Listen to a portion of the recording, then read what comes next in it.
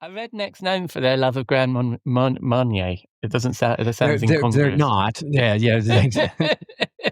It's more the lemonade and the bourbon together would be the redneck part.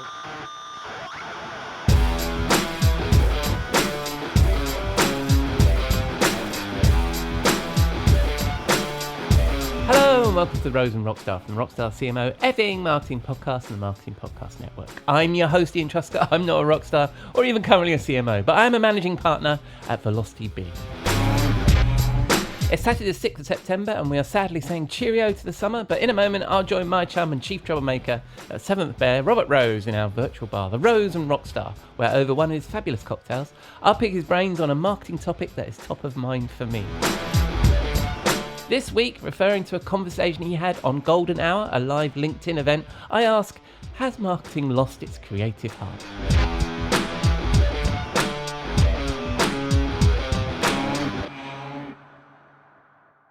But first, we need to pay the bar tab.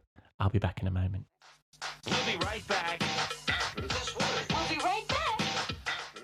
Are you tired of juggling multiple software tools to manage your agency? Say hello to Deltek Workbook, the ultimate solution for marketing and communication agencies. With Workbook, you can streamline your projects, resources, and finances all in one place. Imagine real-time dashboards and reports giving you full visibility into your projects, people, and financials. Plan your team's capacity weeks in advance to avoid bottlenecks while staying on budget to maximize project margins. Plus, Workbook works perfectly for both agencies and in-house marketing teams looking to boost efficiency and profitability. And here's the best part. At PCI, we're a certified Deltek partner and reseller offering expert implementation, integrations, and ongoing support to ensure your success. Want to see how Deltek Workbook can transform your operations? For a free consultation, visit pci.us/podcast today. That's pci.us/podcast. This episode is brought to you by LinkedIn. Healthcare professionals can lead their careers with LinkedIn. Discover jobs by specialty, preferred shifts, and even desired salary. From mental health therapists to radiology technicians, it's now faster and easier for healthcare professionals to find the right fit. Learn more at linkedin.com/healthcare. Side effects may include faster job placement, improved work-life balance, and increased career satisfaction.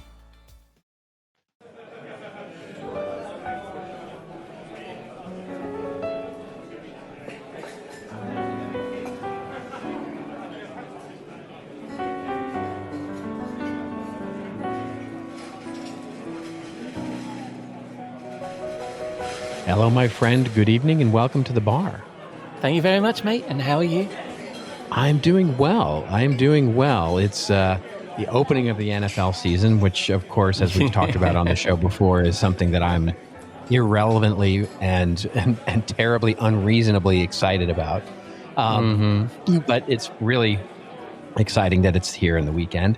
Yes. My team, of course, opened up the season and lost promptly, which was disappointing yet predictable.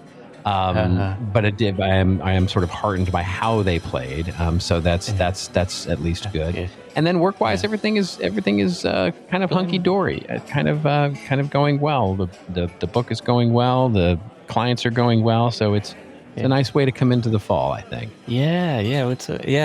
Well, maybe we will talk about the book in a bit when we talk about the topic. The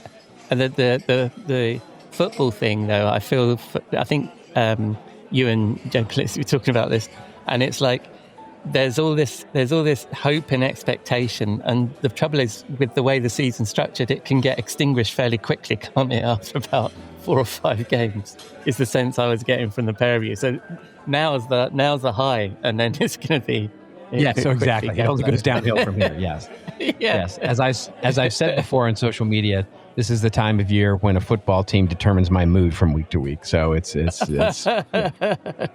I think all us sports fans are in the same boat.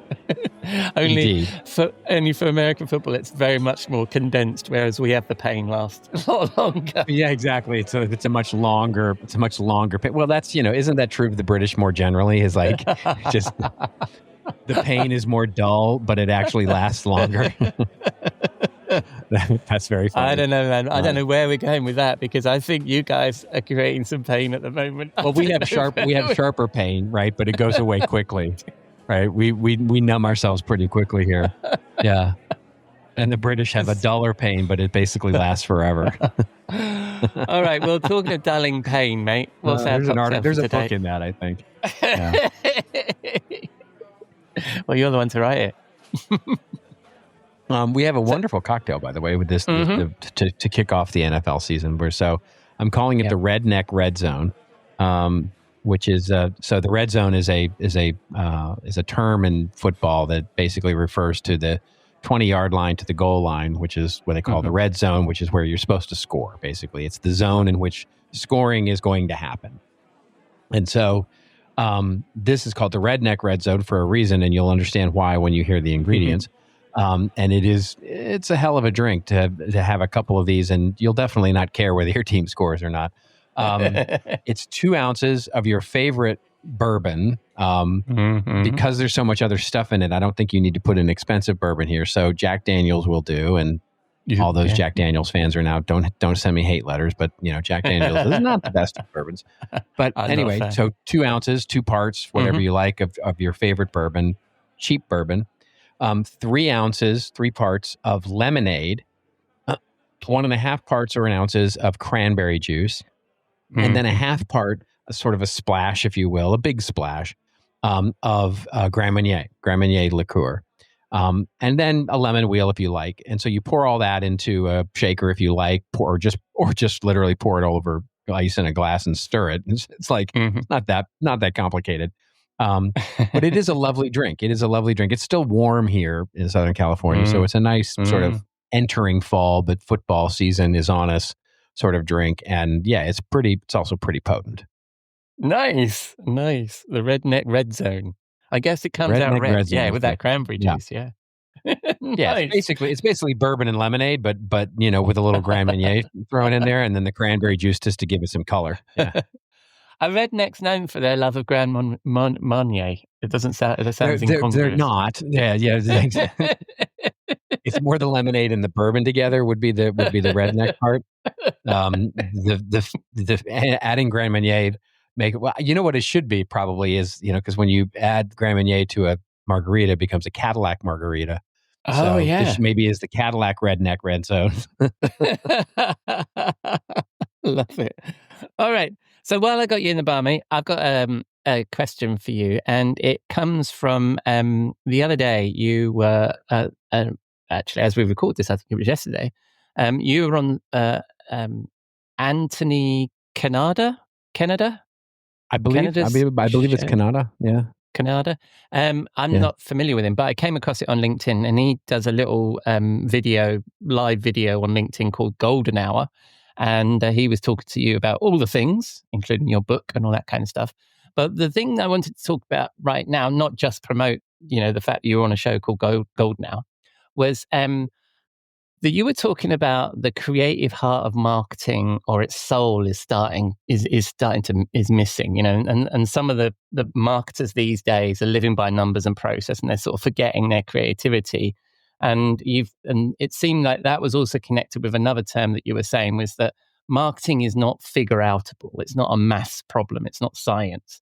So I wonder if we could expand upon that in the bar tonight, about what you were thinking about that, about what's going wrong with, why is it that the creative heart is leaving marketing, particularly in B2B? Well, I think there's a few things that are being layered in here and have been becoming layered over the last, I would say in earnest over the last 10 years, but perhaps you could even call it over the last 20. And I think what you're starting to see now is the effect of that layering, which is, and I think we may have talked about it on the show before, but I've actually written about it recently. There's a lot of young people are leaving marketing full stop. There's a real brain drain going on in our profession. And a lot of that is because what marketing has become is sort of a video game, button pushing, algorithm chasing machination of activities, right? It is the rare marketing work day ever in any business that I've visited with, where the team literally sits together in a room and does creative brainstorming about what they should do, right? Right. It is all based on A/B testing and incremental changes and what creative is, what is being asked for by the rest of the organization, and how do we improve on the last thing we did. And it's proving to be quite frustrating, right, for most marketers, because, and we did talk about this on the show, I know, where we have marketers that just don't care about the topic of the company that they work for anymore, right? Because it has become literally just how good are you at pushing the buttons in the right sequence?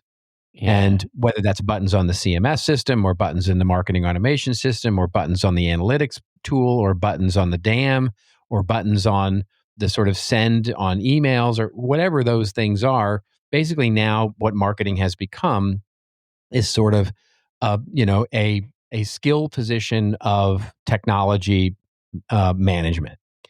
And what's happening now with AI is, interestingly enough, the promise of AI, of course, when you hear the marketing promise of AI is, oh, we'll have it do all that button pushing. That's the agents that we're supposed to all of a sudden command. And what Gen AI is really supposed to do is let it do all the sort of, mediocre, sort of tedious sort of activities, and then that leaves you more time to do the deep level creative. But that's not happening. That's not happening in because the narrative of AI seems to be, we can just have more, fewer people push buttons. Well, now we just need fewer people pushing buttons. And what marketing's role is now becoming is literally this quote unquote human in the loop, which is just a verification check on the AI work, right? So we're literally becoming machines, where our only goal is to QA that which AI creates and that which needs to be distributed, button pushed, et cetera. So I see a real loss of the humanity, both in good and bad ways, by the way. The loss of humanity meaning fewer mistakes, fewer sort of big idea risks, fewer swing for the fences ideas, but more precision, more performance focus, and less humanity. And I think it's a real shame. And that's what I was pointing out on the podcast. Yeah. And do you think that that's it seems to be like that's the safer option, right? And it's such a everybody understands numbers and data and all this kind and this has long been a trend, hasn't it, in marketing, that we're talking about the vanity metrics, we're justifying ourselves with numbers. Those big swing for the fences ideas, or actually being creative in what you're doing, is a risky thing, and marketers are feeling under pressure, so therefore they're retreating back to the numbers. Is that consistent with what you were talking about and what you're seeing? Yeah, it's this idea that, sort of, I mean, the equation of marketing, right? And I know we've talked about it on this show, and it's sort of a writ large topic that most marketing organizations talk about, is this focus on ROI, right? Which is not really a focus on ROI. It's really a focus on efficiency, right? In other words, it's really the R, not the I. And so that we really focus on in business and marketing. And the focus has been on, and this gets into a discussion of, performance marketing versus brand, and content versus, depth and trust, and precision and conversion focus versus, levels of depth of intimacy and emotionality with the brand. And there's all sorts of discussions that branch off of this thing, but at its core, what it comes down to is precision, right? Precision and performance. That has been the overriding focus of so much of what marketing is now. And the narrative around what's going on with AI and technology right now is that it can help us be faster at getting to better precision and performance. And I think that's a mistake, obviously, as you can hear in the tone of my voice. But the real danger is that what we're creating is what I call precise mediocrity, right? It's this safe choice that the company can make that, we're not going to crush it, but we're not going to fail either. And so we're doing things just to make sure that we incrementally keep the number of leads that we're keeping in now, and the number of new business, and the amount of loyalty. We're so focused on making sure that the numbers incrementally go up. In other words, from 4.5% conversion to 4.7% conversion, that we never ever take a risk on having it go from 4.7% conversion to 10% conversion, or to 4% conversion to 1% conversion, right? So Yeah. we never, it's that safe decision of saying it's better to make a safe incremental decision versus a risky creative decision that may get us into trouble. Yeah, yeah. And I think there's a couple of points there. One of them is, I think it's interesting about you talking about precision, because what I think that I'm seeing a bit of with the use of AI and the use of automation is the opposite of that, of a lack of precision, because now with very minimal effort, people can send 1 billion emails or a billion LinkedIn inbox messages and get a tiny fraction of those people to respond. And that is a better performance than they were having it when they were doing it as humans. But along the way, they're maybe carpet bombing is a bit of a harsh term to use, but they're it's a slash and burn through their audience, isn't it, to find those people, and they're pissing them off. So would you go along with that as well, that it's actually making people less precise, and then they're measuring but they do the sort of carpet bombing thing first? I'm seeing a bit of that as well. You mean you're seeing a bit of people just sort of becoming numb or blasé to the whole? Yeah. So for example, the rise in sort of AI SDRs. So instead of having, because I think that, we all get too much spam, and we all get too much, we get too many people that you connect to them on LinkedIn, and then they start to sell you. And that was fine when it was that was mildly annoying when it was a person, but now it's an AI SDR that's doing that, right? And it is doing it at scale. So when you talk about sort of the marketing has a precision and focus, I think that precision and focus being turned off on purpose in order to get the scale of hitting as many people as possible to get the 0.01% return, which actually gives you 1,000 leads or whatever. Yeah, I'm seeing that as well.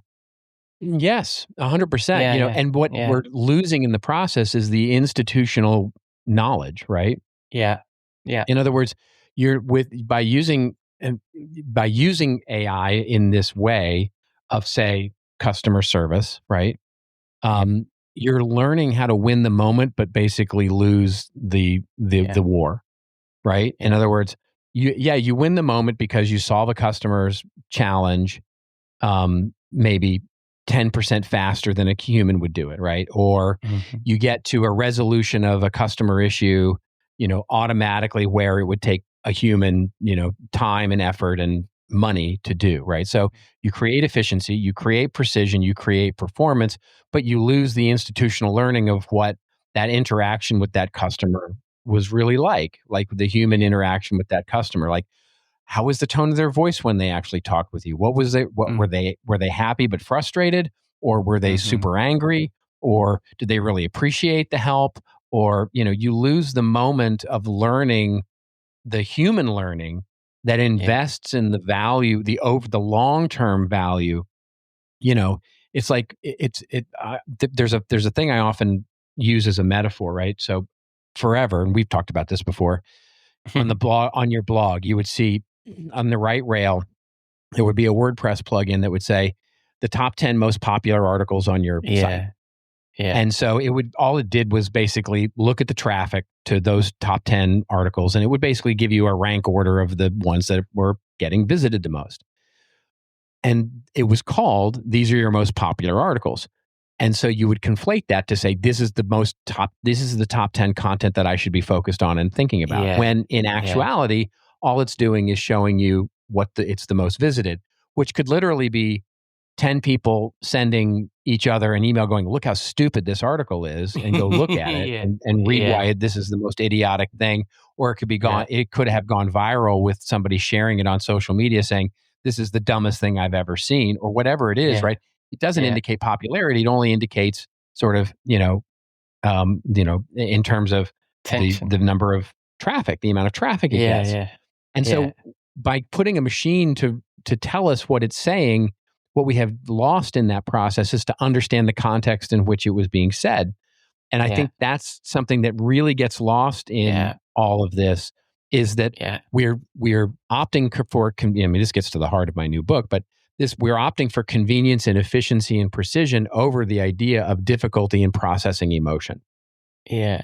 I love how you brought that back to the topic, and I also love how you brought that back to your book. So how's the book going? I know you did the launch at CEX last week, and how did it go? Thank you very much. Yeah, it was a soft launch. The book is going well as can be expected. I'm going to start shouting it from the rooftops a little more and thank you very much for testing out my e-commerce from from the UK. I wanted to make sure that was working well, and everything seems to be working. I've now had orders from Mexico, Australia, the UK, Canada. So it's all coming together. I'm really happy that, and it gave me a crash course in setting up e-commerce, which was also kind of fun. It's funny, like us marketers now, we've got to roll our sleeves up and do everything, right? Because that's the way things are nowadays. Exactly. Well, I'm enjoying your book, and it's been a pleasure, as we were talking off air. It's been an absolute pleasure. And for people that are looking for where they might buy your book or read similar things, where might they go for that, Robert? For the book, you'll go to valuablefriction.com, which is basically a forwarding to my personal website, which is where I have now set up all the stuff. Yes. It's not immediately noticeable, but when you get it, you're asked to register, and you get a registration for the site. And if you actually register for the site, if you buy the print, you also get for free the EPUB version if you prefer on Kindle and that sort of thing. And so there's that. And then elsewhere, you can always go to my consulting site, which is seventhbear.com. Nice. And when people spin the dial on the interwebs, where are they going to find you, mate? 100% on LinkedIn these days. My Facebook, interestingly enough, I'm in that classic two-factor authentication loop. I have lost access to my authenticator app for Facebook, and I can't get into Facebook anymore. I'm literally locked out of Facebook for the moment. So I don't know whether I'm going to have to set up a new profile or what, but yeah, so it's literally on LinkedIn right now. Oh my God. All right. And for me, most importantly for me, are you going to be in the bar next week? Of course. Yes, absolutely. I look forward to it, mate. I'll see you then.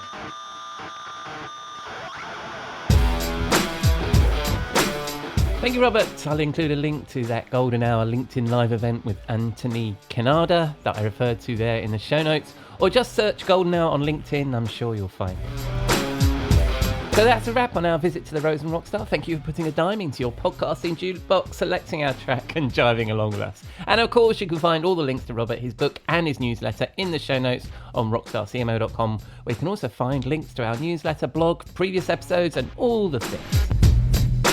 Coming up this week, Jeff and I will be chatting on Wednesday about the hidden buyer and some research from Edelman. Robert will be back in the bar on Saturday. In the meantime, I'll leave you with this quote from David Beebe.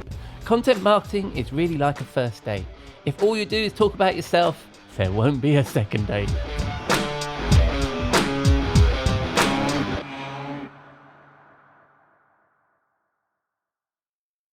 You may know you're listening to this show along the Marketing Podcast Network, but did you know there are other great shows on MPN to help your business? Robbie Samuels hosts the On the Schmooze podcast. Robbie, tell listeners what to expect from the show. Since 2015, I've interviewed entrepreneurs who overcame challenges to achieve success in their field or industry. Tune in to On the Schmooze to listen as I ask deep questions to elicit untold stories about leadership and networking. And where can people subscribe? Find the show at ontheschmooze.com or on marketingpodcast.net, or just search for it wherever you get your podcasts. You heard them. Go subscribe. This podcast is heard along the Marketing Podcast Network. For more great marketing podcasts, visit marketingpodcasts.net.